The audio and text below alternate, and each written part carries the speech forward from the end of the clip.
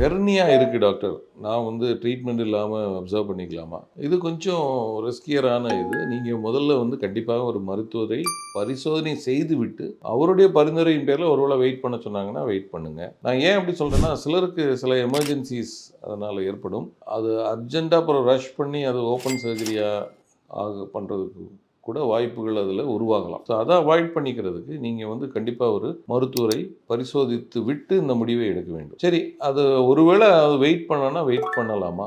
சிலருக்கு இந்த direct type of hernia என்று ஒன்று உள்ளது. அந்த டைரக்ட் ஹெர்னியால யூசுவலி அந்த ரேட் ஆஃப் காம்ப்ளிகேஷன்ஸ் பார்த்தீங்கன்னா ரொம்ப கம்மி. ஸோ வயது முதிர்ந்தவர்கள் இருக்கிறாங்க, அவங்களுக்கு ஒரு ப்ராட் நெக் டைரக்ட் ஹெர்னியா இருக்குது, அதனால சிம்டம்ஸ் ஒன்றுமே இல்லை அப்படின்னா அவங்க கொஞ்ச நாள் வந்து வெயிட் பண்ணுறதுல எந்த பாதிப்பும் ஏற்பட போவதில்லை. பட் தயவுசெய்து நீங்கள் வந்து நீங்களே இதை முடிவு செய்ய வேண்டாம்.